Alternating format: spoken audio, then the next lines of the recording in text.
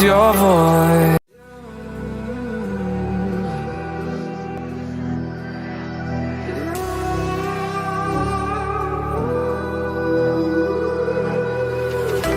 There's a distance between us. It's getting hard to reach out. Haven't seen you in seasons, but all I hear is your voice. I know my limits, you can break me down, but I'll stay till the finish line. And I've been counting minutes for quite some time now, just to see you again. And I've been counting days to get away, to see you again, see you again. Been fighting ways to get away, to see you again, see you again.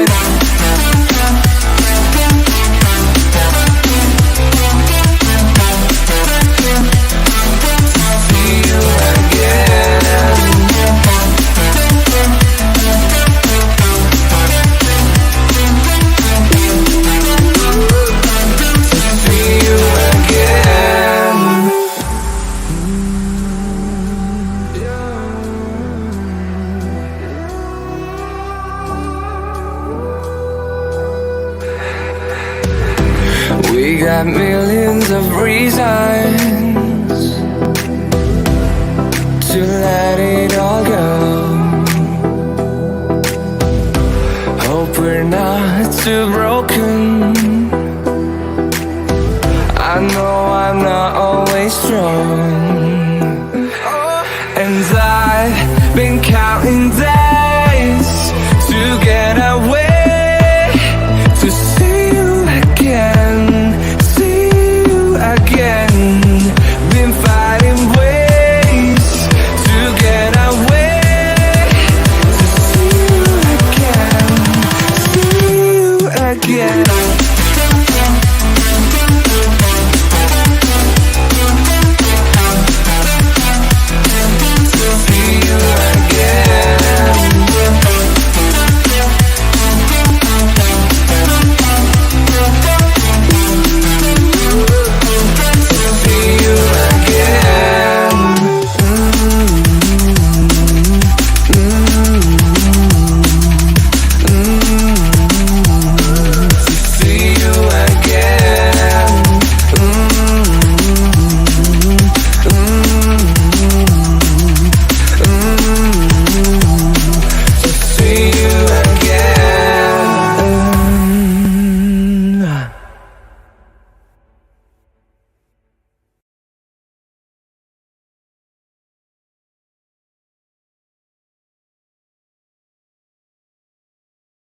What's going on, everybody? Welcome to the Gin College Podcast. I'm your host, John J. II, here with Branden Smith, our sports guru.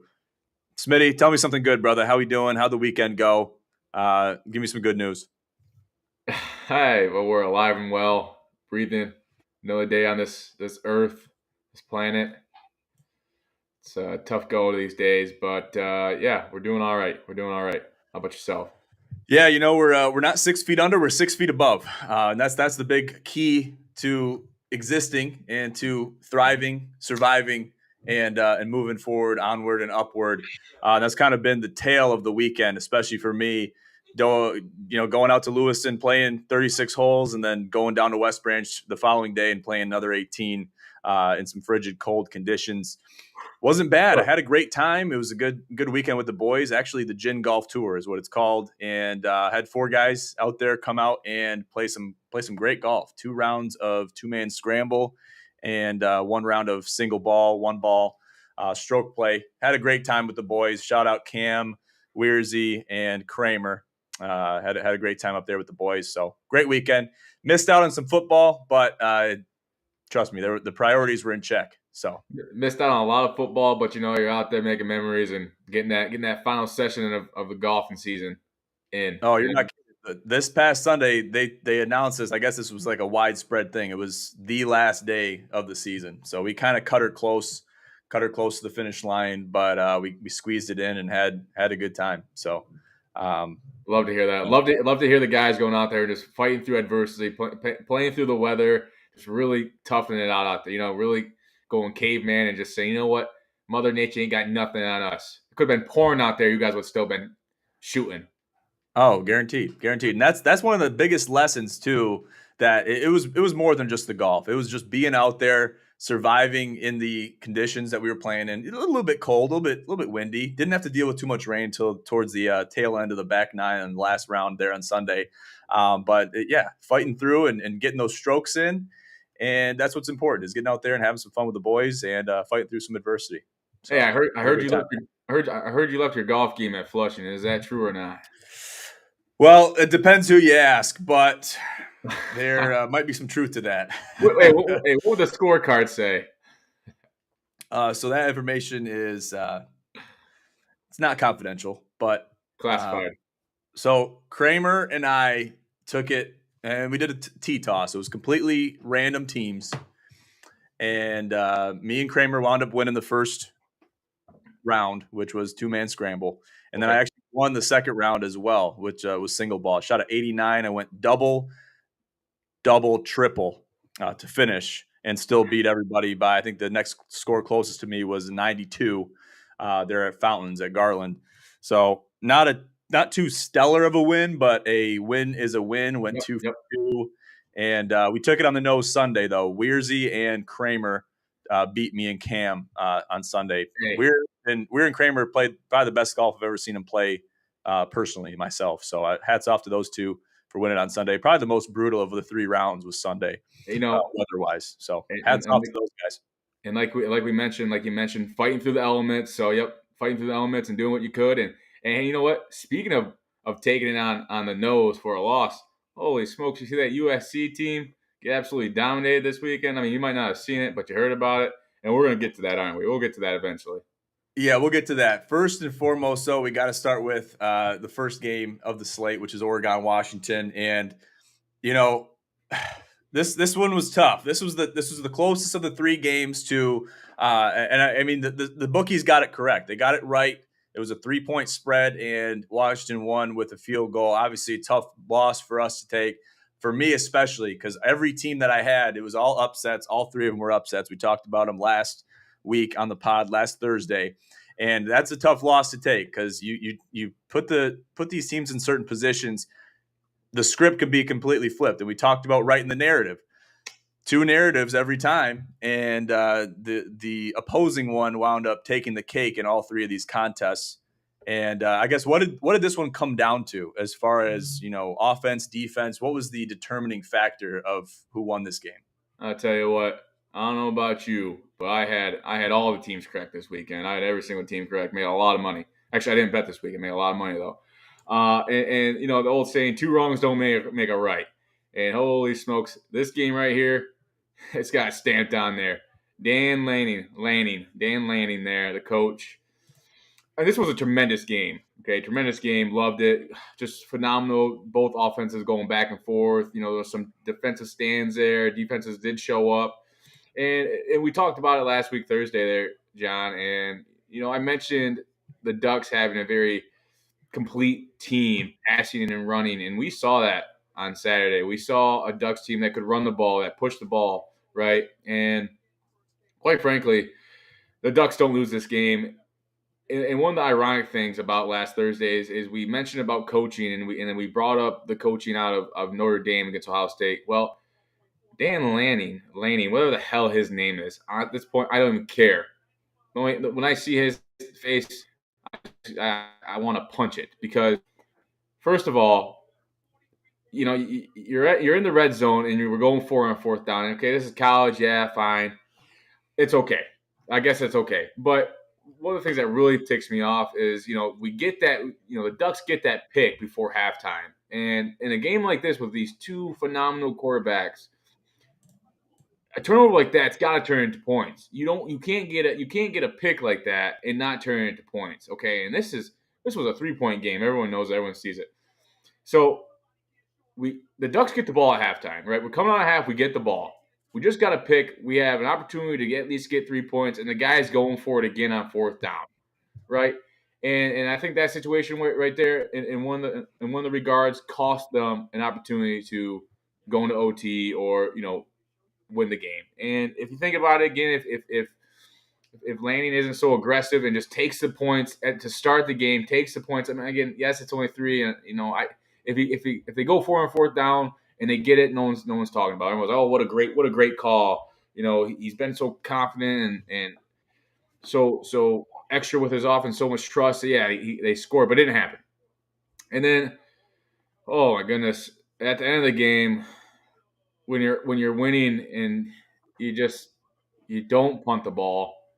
Well, I forget what was it, 4th and 3 or 4th and 5. I don't know. I don't care. It's at the 50-yard line, and it's almost worked in their favor. They don't punt the ball. They go for it. They don't get it, and then Washington scores in 2 plays, and the Ducks have an opportunity. They had an opportunity to tie the game back up, but again, though, you just see some of these coaching mistakes, and in a game like that at Washington, the one that really stands out for me, John, is just not taking the points when you get a turnover. When you get a freaking gift, they got a gift out of Penix. They got a pick. It was a gift, and he just spit it. He just threw it back to him. He said, "Oh, I don't want any points. We're just gonna be arrogant, and we're not gonna take the points. We don't take the 3 points." And at that point, you take the 3 points, and that could have been a difference in a tied game. And I think that was the main error by him, was just not taking those points. And I bet you next time in a situation like that, in an environment like that, when you're getting the ball at halftime, especially, I am going to put my life on it that Lanning will next time take the points, even if it's 3.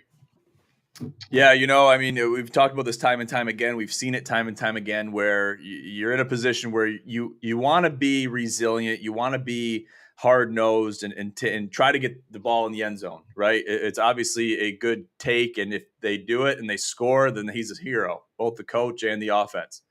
But if they don't, then they're somewhat of a villain. And you got to tip your cap to their resiliency. But when it comes down to a score line like this and a finish like this, you can't help but think what could have been. And that was the tale of this game. And it wound up coming down to, taking the points or not. And it wound up working against the Oregon Ducks in an away contest for them and in a hostile environment for them. I think you take the points with that hostile environment being in play. Yes, it is a midday game, somewhat of a morning-ish game for them out there on the West Coast. But, it is what it is, and you learn from your mistakes. Unfortunately for me, that was somewhat the end of the game, and it was because we had Oregon money line. And, it is what it is. That's how the cards fall, and you ride it, knowing that it's a potential upset, even though the teams are evenly matched. It's even Steven, but it's a game of inches, and the bookies got this one right. Hoorah about the spread or not. The coach lost them the game. I lost them the game. I just gotta piss me off. And I love how he comes out at the end of the game. He's like, "Oh, that game was 100% on me." It's like, Jesus, man. Hey, he's taking accountability. Taking accountability. I mean, that's first and foremost. How about you get your head out of your ass during the game and make the right calls? You ask any coach, it's a must to take turnovers and turn them into points. It's like a religious freaking script. All right, it's the Lord's gospel on Sunday. You don't get a turnover and not turn it into points when you have an opportunity for it. That is bottom line. Bottom line. Yeah, as the saying goes, especially in basketball, and my basketball coach called me this, both my freshman and JV coach. Shout out Eric Smith. He's now the varsity coach out there at Flushing. Turnovers for touchdowns. Turnovers for touchdowns, not turnovers for field goals. And even field goals in basketball is not the worst thing in the world. But bullshit aside, you want to get some points out of it. And depending on the state of the game and depending on what you want and expect from that game, it could be a tale of 2 different stories. That's one-dimensional thinking. Oh, one-dimensional. One-dimensional. Turnovers for touchdowns. No, turnovers for points. Okay? Turnovers for points. Either you're good enough to get a touchdown or you're not. Okay? You can't get a touchdown, you got to at least take 3. Especially in that situation. Especially in that scenario. If it's the third quarter, okay, it's the third quarter, I may be okay with it. But we're going into halftime. We just got a goddamn gift. It's a freaking present. It's the only present on the Christmas tree. Only one. You know what was inside of it? Nothing. But hey, bottom line, great game. Um, Michael Penix, the Romeo Odunze kid, tremendous. I don't know how you don't realize as a corner that he's his favorite target and he's going to go to him in crunch time. I don't know how we don't know that. But bottom line, the Ducks look tremendous. Their defense was stout. They were tough, especially for that tremendous. I mean, that Washington team is amazing offensively. Michael Penix was fighting through some rib injuries. I don't know. But they ran the ball. I'd love to see that. And you're going to see these two teams play each other in the Pac-12 championship game. And if the Ducks win and both these teams are one-loss teams, holy smokes, I'm not sure what's going to happen. That's really going to F a lot of things up in the college football playoff format because there's only 4 teams, and you're going to get 2 of them in there in the Pac-12. I couldn't do it. I don't know. Well, you're going to have to only get one out of the Pac-12, I think. And then if it does come down to that, say this is the only loss for the Ducks going into that game, and the Huskies stay flawless until that game, then basically the committee's going to have a decision to make. They might even make the decision to do without the Pac-12 as a whole. They could say, hey, let's just do away with the Pac-12. It's going into non-existence anyway. We're looking at super conferences. A lot of these teams are moving on to different conferences. Both of these teams in question will be members of the Big Ten come next year. So there's a lot of decisions to make. Yes, you throw the Pac-12 another bone. I think you kind of have to if you're the College Football Playoff Committee. But at the end of the day, they kind of make the rules. They do whatever they want, and they're operating under their own set of parameters. So whatever decision is made, say they're both going into the postseason bowl season with one loss apiece. I mean, there's going to be some decisions that have to be made, and they're going to be tough ones. At the end of the day, I mean, I don't see how either one of these teams lose. The rest of their schedule. I mean, Washington's got to play USC at USC.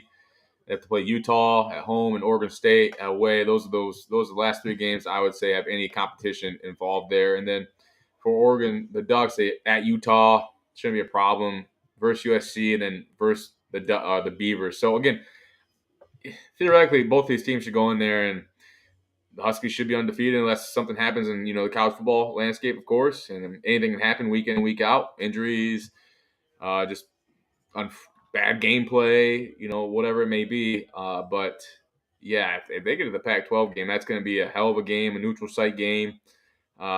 It's just great. It's amazing. I tell you what, they might have to reinstate the Pac-12 and tell everyone, come back to the Pac-12. No one's leaving. We're keeping the conference. Bullshit. The Pac-12 is done. The Pac-12 is no more. Okay? I said in the first episode of the podcast coming this season, do away with the Pac-12. We got the Big 12. Pac-12, Big 12, Pac-12, Big 12. Okay? Yeah, right. We don't need 2 conferences that sound the same. Let's keep the Big 12. I like where the Big 12's at. It's a good competitor, especially geographically, to the SEC, and SEC is growing in numbers day by day.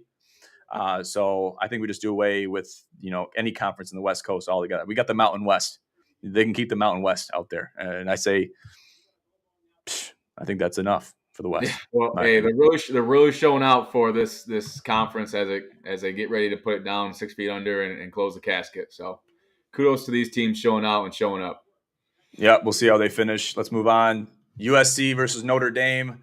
Not as close of a contest as we may have thought. And this game I actually did catch some of because we were out there at Tally's getting some burgers after the 2 rounds on Saturday. Maybe had a couple vodka Red Bulls too.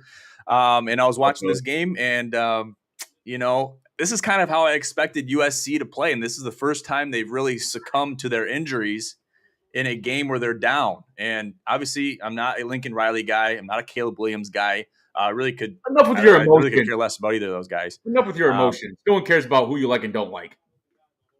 Oh, trust me, people care. Don't be so emotional.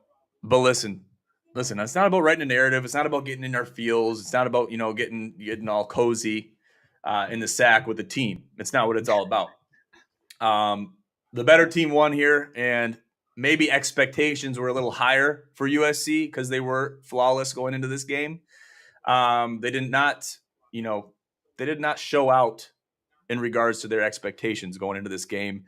Notre Dame coming in with a couple casualties as far as wins go and records go. So yeah, we're riding USC in this game beforehand, but Notre Dame was the clear victor. Well, No, we were how talking did about that this, happen?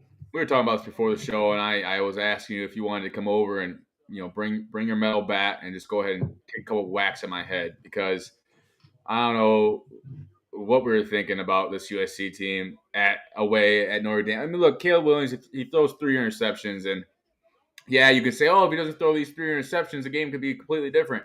Yeah, that's true. That is true. But you know what? He threw 3 interceptions because that Notre Dame defense is so ferocious. I mean, that line was all over him. I mean, he couldn't do anything. I mean, they had a tremendous game plan for this offense that USC brought in. And the thing is here, like we talked about on Thursday, if Notre Dame doesn't lose to Ohio State at home when they shouldn't have lost, and you go and take a tough loss at Louisville, these guys are still in the conversation. They're still in the conversation, but unfortunately, it is what it is. I'm not sure unless something crazy happens, they're out of the conversation. But man, their defense really, really showed up, and I talked about their suspect secondary. Well, there was no suspect secondary on Saturday. Those guys showed up, showed out, and they did a tremendous job. I mean, they ran the ball, they threw the ball. Sam Hartman, he shook off Louisville's game. He was comfortable at home. He woke up in his bed. He went to his jacuzzi. He went to his chapel, talked to the Lord, had his breakfast and his Wheaties and everything, the whole 9 yards. And he showed up that Saturday night and just does what he does. He's a good quarterback. He played really well, and Caleb Williams played like dog doo doo. And I don't know. This USC team better figure out something quick about that defense. They need a medic, because if not, yikes. Yeah, I mean, in my opinion, the Trojans are done. They were done before the season started, in my opinion. But I guess tell me this. So knowing where USC was, knowing they almost lost a couple games, a couple tough games, knowing Sam Hartman had his struggles against Louisville and, obviously the bullshit that happened against Ohio State, what made you ride Caleb Williams and the Trojans going into this game? I guess going off of what you just told me right now, obviously we're, hindsight's 2020. We know that. But Well, what gave USC the edge going into this game, in your I can't opinion? say I can't really say USC had the edge completely. I just was I truthfully I undermined Notre Dame. Maybe I was a little emotional on the Notre Dame team. I just didn't trust. I didn't trust that secondary, and quite frankly, when you have a defensive front like Notre Dame has, that really helped out. Um, Caleb Williams is Caleb Williams. He's a really good quarterback, and he just got absolutely dominated on Saturday. The defense, that Notre Dame defense, is really good. They're a really good defense. I mean, we talked about it again. We talked about it on Thursday about their age. They're an older group of men on this team, right? They're not juniors and sophomores and seniors. No, there's like freaking like 5 graduates on this Notre Dame team on both sides of the ball. There might be more than that on both sides of the ball when you put them all together. So this team's really good. Um, I guess, I'm just disappointed. There are a couple losses there, but I just didn't trust their secondary, and I got it. That one was, like I said, bring the metal bat over, hit me over the head a couple of times, and maybe we'll figure it out. Right? Maybe Yeah, we'll figure it out. But that can be arranged. So I know we mentioned a little bit the Marcus Freeman effect, and partially, I think we might have even hinted towards his lack of experience at the head coach position.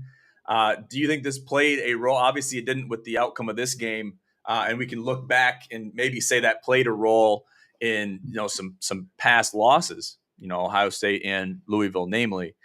But I guess I didn't really see that in this game. And I guess did they really have to depend on Marcus Freeman to make any really tough decisions, just given the score line? I don't Um, know, man. I just think that I mean, look. So again, 5 turnovers by the Trojans, right? And anytime you get the ball back, when you get the ball 5 times, right, and then you're getting in plus territory, like for example, start of the game, we throw an interception, 3 plays, 12 yards, touchdown, right, for Notre Dame. The other time, interception, right? The second interception of the game, 1 play, 2 yards, touchdown. They come back out, he throws another interception, 5 plays, 50 yards. So you're getting these turnovers and a fumble touchdown. I mean, holy smokes, this game was embarrassing. But the whole Marcus Freeman effect, I mean, look, again, I thrashed the guy last week, and it's his last Thursday. It's his second year in the league. Thrashed him for his coaching decisions. Don't really trust the guy, but again, when you get 5 turnovers, how much coaching do you really need to do? And now he's not the only guy on the staff. Okay, there's defensive coordinators, there's defensive line coaches. Is Marcus Freeman a defensive coach primarily? I'm not sure if that's his pedigree or not, but either way, it's a whole organizational, uh, you know, what I'm trying to say here. Everything comes together as an organization, right? You have multiple coaches in multiple areas that helps set a team up for success, and that defense is tremendous, and that's what won them the game. Won them the game with their defense. Yeah, you depend on your coaching core and your assistant coaches, coordinators, etc., to essentially get you to the finish line. It's not, yes, the head coach will get all the praise and definitely will get all of the flack if things don't go their way, but there's a lot of moving parts when it comes to a coaching core, as far as especially who wins the game. And then even from there, it's the players that have to go out there and do that. So hats off to Notre Dame, the Fighting Irish, big win against USC Trojans. This was a rivalry game as well. And yeah, big win for the Fighting Irish and the Gold Helmets. And, again, hindsight 2020, and a stat I overlooked. The Trojans haven't won in that place since like 05 or something. It's been 5 consecutive losses at Notre Dame. Now it's 6 consecutive losses.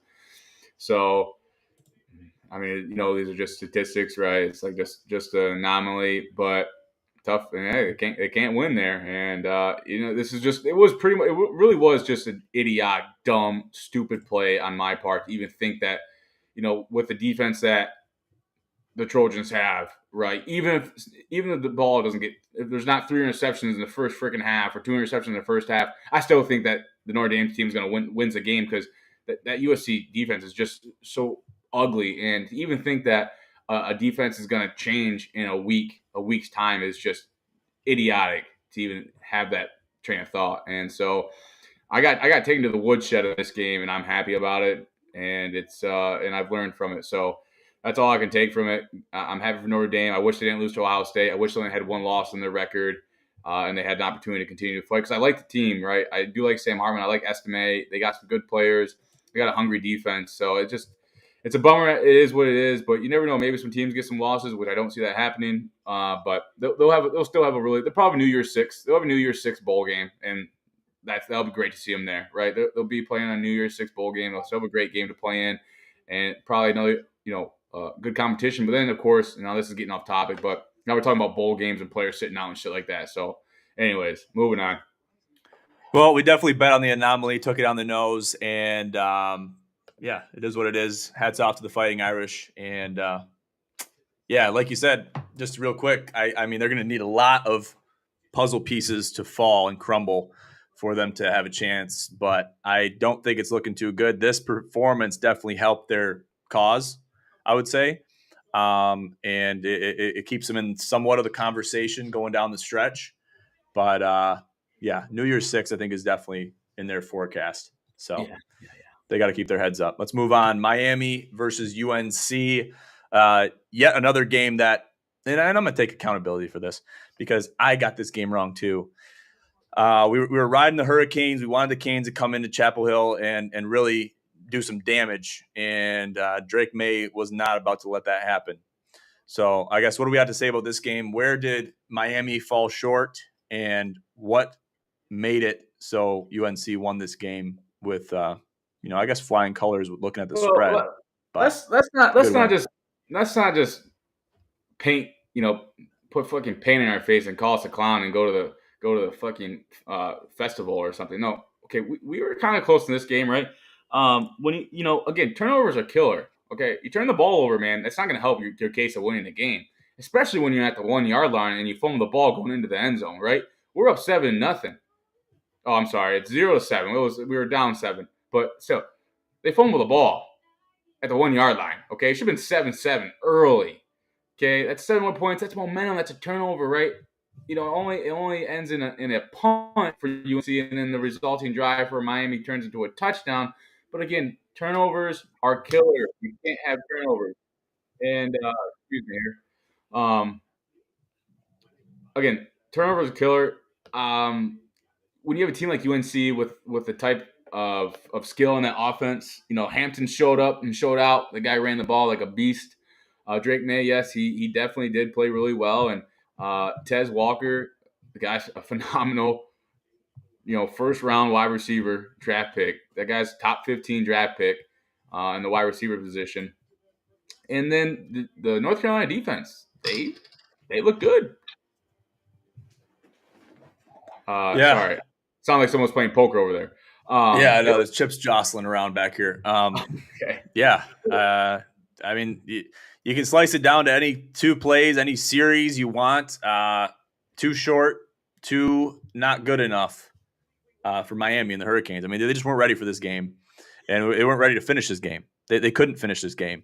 And, I mean, you got to be able to be ahead and almost incur a comeback opportunity if you want to win this game and you're Miami. You want to be in a position where you're holding a lead and trying to preserve a lead. I mean, and that point where you can even assume that UNC is going to make a run at it, but they're that up wasn't the case at halftime. They're up. I know. I'm saying hypothetically, I'm painting a narrative here, and they fumbled the ball at the 1 yard line. So well, maybe that's just 10. insult to injury. That's insult to injury. Maybe add another 7 points to the score. They got 38. I mean, no, I'm just playing. It's all theoretical. It's not really theoretical, but it's all kind of like it's hard to say how it would transpire after, if that wasn't a fumble, right? And then that punt didn't happen. It's just a bunch of nonsense. But yeah, UNC just. I mean, holy smokes! I was looking at this too. Well, actually, that was a Washington game. Sorry, I was looking at capacity, the attendance of fans. There was 50,500 fans there. There were 500 under capacity, and then I wanted to mention this at the Washington game. Washington's capacity was over, there were over 1,100 people in that stadium over there in Washington. So that's phenomenal to see. You love to see that. Just a ton of people over capacity. But anyways, yeah, look, UNC, Miami. Yeah, Miami, maybe they weren't there mentally. Made some mistakes. I don't know. UNC, great team. Got wide receivers, got weapons. Defense showed up. They played tough. And, yeah, I guess they were the better team. You're asking a lot for this Hurricanes team to come in after a tough loss and to fight against a really good UNC team. You're asking a lot. Yeah, I think I don't think I'm asking a lot, though, when I would assume, at least going into this. I mean, this is one of the more confident parlays that I placed this year. And both teams in all three contests have the tools to win the game. They do. I guess what I'm surprised about is that zero of those three games hit for the supposed underdog. And really, you put either of these teams, and I think you mentioned this in the Thursday pod, you put any of these teams, these 6 teams, at a neutral site, and it's a pick'em game. At least with the matchups that we had this past week. We didn't see that, and obviously some games were closer than others, but I guess I expected them to be closer games across the board as well, if not just being pick'em games. And that's not, skewing the odds for the favorites, at least on paper, but it definitely proved to go in the on-paper favorites' favor. I'll stand by it. The USC pick was idiotic, was stupid, was dumb, should never happen. Terrible pick. The Miami-North Carolina game, yeah, I mean, same thing with USC, the turnovers, but the difference there is the type of defense that each offense was playing, and the defense that was a representation of each team, right? Miami's defense isn't that terrible. They did get beat on some deep balls, but again, 4 turnovers, it really just grinds my gears when you turn the ball over 4 times. 2 interceptions by Van Dyke there. It's tough. Yeah, I mean, you can slice it however you want to. This goes back to the point I made last Monday, and kind of how it panned out this week too, to a certain effect. Turnovers are very detrimental, and it's really hard. Your offense has to play so much better, and they have to accompany for so much more if they're going to want to win the game and incur so many turnovers. Yes, that does fall on your quarterback, but it falls on everybody. I mean, even throw the coaches in there. And I mean, just talking about turnovers, you're talking about giving up a game for a turnover and an interception, namely. I mean, talk about Jalen Hurts and the Jets yesterday. I mean, that was devastating for Eagles fans. So they can be detrimental. There is no there's obviously going to be collateral damage automatically when a turnover happens, whether it results in points or not. It's time of possession lost, if nothing else. So Yeah, turnovers hurt. They do. It's field positioning. It's loss of an opportunity. It's momentum. And you name it. But still a really good game. And nothing to lose sleep over. Nothing to lose sleep over. We're crying over spilled milk here. Listen, I mean, are you going to cry over spilled milk? If you had a glass of milk right now and you spilled it on your carpet, you're going to cry about it? Yes, especially if it's my last bit of milk and I got to go to the store and get more. I needed that milk to make my meal. I need that milk to finish my mac and cheese. Now I got no milk. Now I got to use water. Yes, I'm crying over spilled milk. Tell me you're not. All right, fair enough. Make some cookies. You had one glass of milk left and you spilt it. Now you got your cookies dry. I mean, come on, Johnny. That reminds me of John Witherspoon in Friday when Ice Cube runs out of milk. And he's like, "You better put some water on that damn shit." And by golly, he did. All right, let's move on. We're getting in the weeds here. Let's talk about upcoming week. Let's talk about next week, week 8. Getting into the nitty gritty here. Not this kind of gritty, but we're getting into the gritty. So Penn State, Ohio State, both going into this game unscathed. A 7-ranked opponent versus a 3-ranked opponent at the Shoe again. They're playing at the Shoe again. What are we looking at in this game? Kind of looking forward out a little bit. Looking a little forward out. We're going to recap these games and some others on Thursday. But this is kind of a far out look, and we want to see and track how these spreads are going to change. We're going to go over 3 games real quick for you, rapid fire. I guess, what are we looking at this game just at first glance? Who has the edge? What we're looking at, John, is injuries for the Ohio State Buckeyes. There's question marks on a couple key players. That's what we're looking at there, especially when you're going up against the number 1 ranked defense in college football, and that being the Penn State Nittany Lions. So for me personally, don't have a whole lot of trust in the quarterback over there at Penn State. Yes, they just dominated UMass 63-0. Didn't look into the game at all. Haven't looked at Penn State since they played. Who'd they play? They played Illinois, and they had a fight against Illinois. That was Jesus, what a terrible game to watch. Both those quarterbacks. But yeah, don't have a lot of faith in the quarterback. He's a decent guy, decent quarterback. But my question marks are 1, Ohio State's injuries, and 2, how hungry is that Penn State team going to be defensively? Because last time Ohio State played a team like this, it was Notre Dame, and they should have lost. So I don't know. Early indications for myself, I'm leaning Penn State. Yeah, I would say so too. I would anticipate this spread to get a little tighter, maybe even sub 3s. And that might be a stretch. I think at the very worst, it gets to 3.5 before kickoff. Maybe. I don't see that still gives them over the field goal edge. It's still technically a forbidden spread to take the favorite in that matchup. But I think, yeah, you're right. Injuries, and honestly, Ohio State's been somewhat suspect for most of this year. They haven't been the Ohio State of recent years. So that's to be looked into. And I like this Penn State team. I think Matt Franklin's got this team in a good spot. I like where they're at. And playing in a hostile environment, I think that gives Ohio State the slight edge. If this is a whiteout in Happy Valley, I think you might give the edge to Penn State. Again, I like the game. It's at noon, right? We got an early game. It's not under the lights. I don't see this spread moving much more than maybe a point, because Ibuka, the wide receiver, he missed last game. The Henderson running back has missed the last 2 games. Their backup running back left the last game.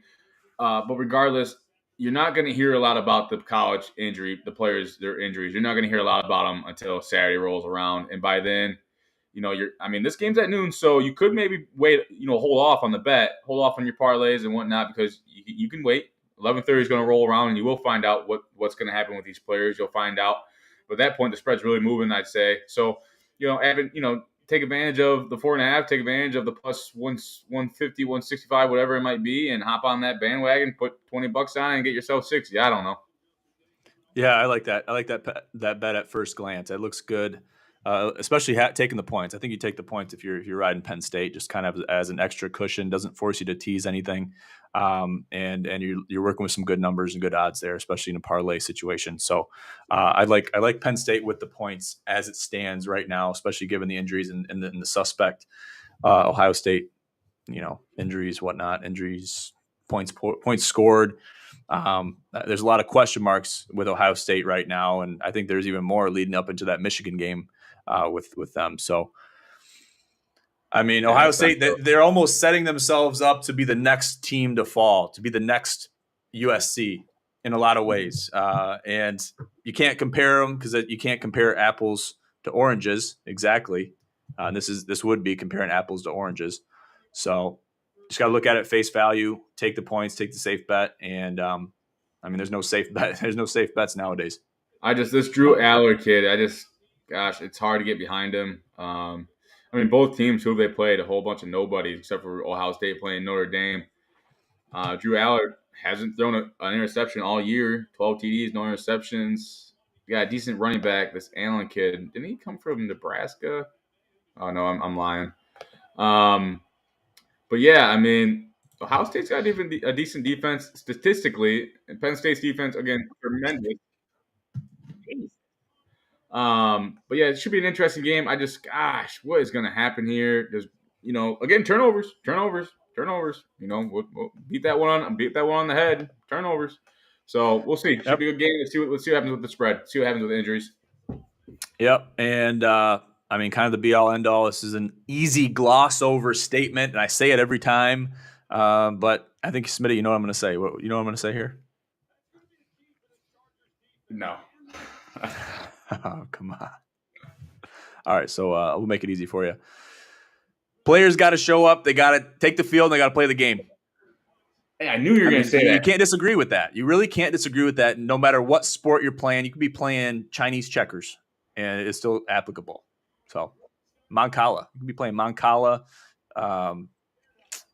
Sorry. We're playing Sorry. Cub. You could be definitely playing Sorry. I mean, you better show up, play Sorry. I mean, you might as well not even show up. Let's move on. So, the Paul Bunyan game, I think it's worth talking about just because of the stature that it's held over the years. And it's somewhat lost its luster over the years, and I think it's really lost its luster going into this year. Get your head out of your ass. But quit being so emotional.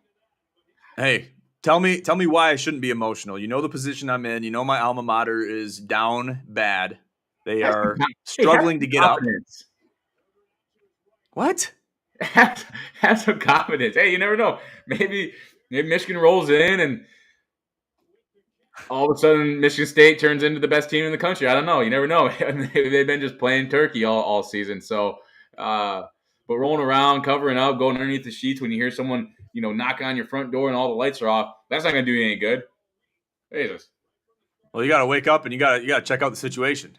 You better be wearing green all week. Well, I'm just really I'm beside myself with the loss against Rutgers, with how they set themselves up to win that game and kind of be a bounce back win going into Michigan, and to let that game go and to lose that game in the fashion they did, I think that was the last straw for them, at least this year. It's a tough loss to take. I mean, you gotta take into account where you're at in this whole deal. Okay, you're in different shoes than I am. You're not in the same position I am. So. Well, dealing with it day by day. We expect Michigan State to be a win now program. They are not. They're dealing with some coaching issues. There's question marks in the quarterback front with Noah Kim there, and there's a lot of question marks everywhere. Defense is abysmal, and I'm not happy where this team's at. So I can't just kind of say it and be willy nilly about it and be fine with it. I'm disappointed. I'm wearing my heart on my sleeve here. I think I deserve to. Yeah, you're being emotional. I know. Did you know that Noah Kim? Did you know that Noah Kim didn't play last game? He wasn't the quarterback. Exactly what I mean by question marks in the quarterback core. His last name even was in there. It was one of the Hauser brothers. Oh, was it Joey Hauser's brother? No, his last name was Hauser. He looked okay, but yeah, to give up 21 points in the fourth quarter to lose that game. If that wasn't the straw that broke the camel's back, then Michigan coming in and laying fucking 45 on them and them not scoring a goddamn point, that will be the straw that murdered the camel. Okay, the camel's not getting up after this weekend.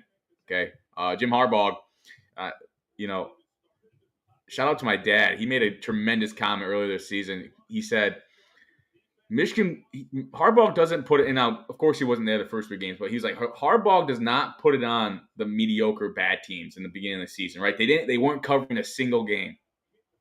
Now they're in the Big Ten.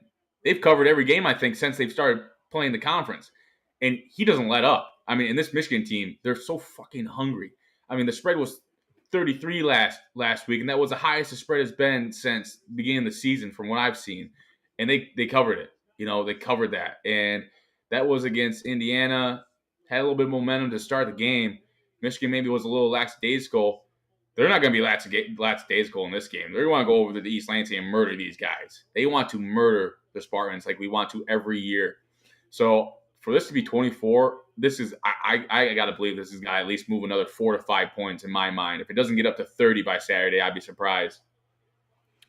Well, in my opinion, especially in Jim Harbaugh's mind, I think this game is bigger for Jim Harbaugh than it is for Michigan Wolverines athletes, players, football players, assistant coaches, coordinators, etc. And the fans too. I think the fans have a similar stance as Coach Harbaugh does because he has a lot of unfinished business with this team in this contest against Michigan State Spartans. And I think that goes without saying.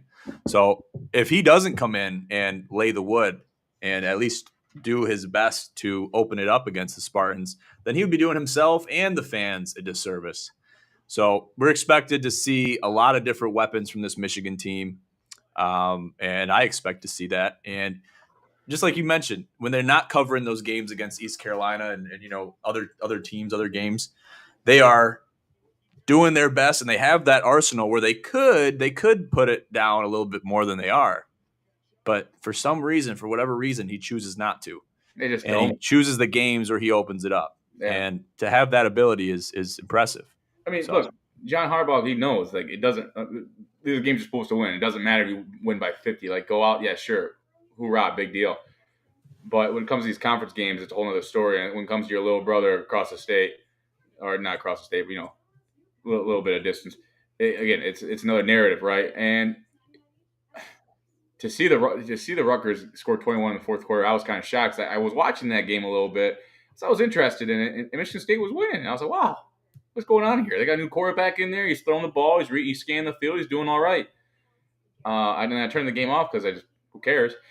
And I come back up to find out they lost. It's like, how the hell did they do that? But again, this is one of those games. This is college football. These are guys who have D1 scholarships. They're going to show up, right? They're going to, Michigan State's going to show up and do their best. That defense is going to show up and do their best, right? They're going to fight their asses off and they're going to give it their all, especially in this game. The guys that put on the uniforms for both sides of these teams, they know what this game means for the state, for their parents, for their grandparents, for their ancestors, for everybody that attends their college, right? They know what this game means. So you better damn believe that these guys on both sides of the ball are going to go out there and do their all to win the game. So you just can't count. You can't count the guys out. Shit, J.J. McCarthy might show up in East Lansing and throw 4 interceptions. You never know. You don't know, right? You never know what could happen. Is that going to happen? Probably not. 5% chance. Listen. So I'm not going to doubt the boys in green and white. I never will, never have. And, even though they haven't given us the best team and the best reasons to support them and to wear the green and white proudly, doesn't mean we stop supporting the green and white. Going through trials, tribulations, coaching mistakes, and mishaps, coaching mistakes and mishaps. Oh my God. We ride no matter what. So that's where I am. I will ride with their alma mater, and I got to take my Spartans. I'll be wearing green and white. Thought of a great idea. As a Michigan fan, what I would love to do is go to East Lansing, and I would paint my face maize and blue, right, and then wear a bag over my head, and pretend I'm a Spartan fan, just to bully the campus, right? Just to wear a bag like I'm an embarrassed Spartan fan, and then when someone like says something, I pull off the bag and I show my true colors and fuck you guys. That's a great idea. I know. So I don't recommend that, but by all means, I think you should do it. Wouldn't that just be hilarious though? Like pretend you're a Spartan fan wearing a bag over your head because it's a terrible team this year, and then you take the bag off and you got maize and blue on your face, and you're actually a Michigan fan. Just trolling the university. Actually, you know what? That's a great idea. You should do that. We should go. Yeah, we should do that. I'm gonna have to bring that metal bat if you do that. Yeah, right. Yeah, and I probably won't use it to defend you. I'll probably use it to beat the shit out of you. You do it out in public too. You wait for the best moment, just whacking over the back of the head. And then you do the gritty. Hey, they can't give us all assault charges. Come on now. Right. Oh man. All right, we're gonna have some fun with that one. Looking forward to that game. Big game as it always is. Maybe doesn't hold as much weight as it has in previous years, but we're excited for it nonetheless. Got one more game to go over here. Clemson versus Miami. Obviously, Miami taking it on the nose. Somewhat of a suspect spread here. Looking at Clemson -3.5 going into Miami. What are we expecting here? Obviously, the Clemson team hasn't been the team that we've known them to be in years past. But I guess why are they favored in this game? I couldn't tell you. I could not tell you. I guess kick them while they're down. I mean, Clemson just played. I can't tell you. Clemson just played Wake Forest and only scored 17 points. And Wake Forest scored 12. And you know what? I don't know. Clemson, they look like they got decent stats on the defensive side of the ball. And I don't see anyone that was hurt for the Hurricanes. Hurricanes are still a hungry team. It's college football. Like I said, these guys are going to show up. And if they're just quitters, they're quitters. And shame on me for taking them. But, again, this is a game where I just think I couldn't tell you. I still like Miami and what they have to offer. They just got done playing a really good UNC team on the road in a hostile environment, sold out to the brim, standing room only against Drake May, a top 7 draft, top 5 quarterback to be drafted, right? With a bunch of stars and a great running back and a hungry defense. And now you're going up against Clemson, who was just mediocre at best with Cade Klubnik. I don't believe in them. I can't believe it. I don't understand the spread. What time is this game? 8 o'clock at night. Jesus. I'm taking Clemson to the woodshed, and I'm going with the Hurricanes. Okay. All right. I think for me, this one's a little too early to tell, but I think if you're going to lock it in, you do it now. Do you take a money line? You take them with the points at home? I'm going to take a money line. Unless Vegas knows something that we don't know, that Van Dyke – well, was Van Dyke – of course, we got to look back at the film and whatnot to see if Van Dyke was limping off the field or whatnot. If someone got suspended, someone badmouthed the coach on the way back, on the plane ride back to Miami. Unless something like that happened, there's a tremendous player out or 2 or 5 or something like that, then no, I'm taking Miami money line, and I'm going to bed with my eyes closed, not even watching the game. Okay, fair enough.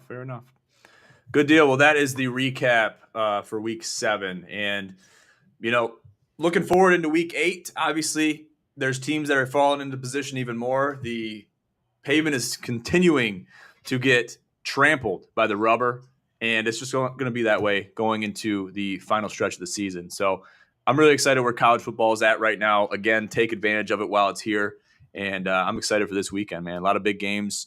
And some lackluster games, but there's definitely potential for surprise even in those lackluster matchups. So, yeah, that brings us to the end. Smitty, you got any final words, final thoughts for the people going into this week and the weekend?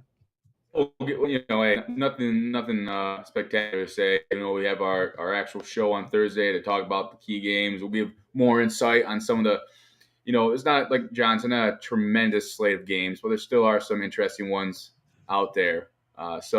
Just looking forward to another weekend of football, and I hope everyone has a blessed week. Thank you. Yes, and be sure to check us out on our website, ginsportsnetwork.com. Check us out on IG at Gin Sports Network and at Gin College for all of our IG posts. And check out our link tree at the bottom of the podcast for all links and access to everything GSN. We'll leave it at that. Thank you guys so much for tuning into the GCP, the Gin College Podcast. I'm your host, John J. II, here with Branden Smith.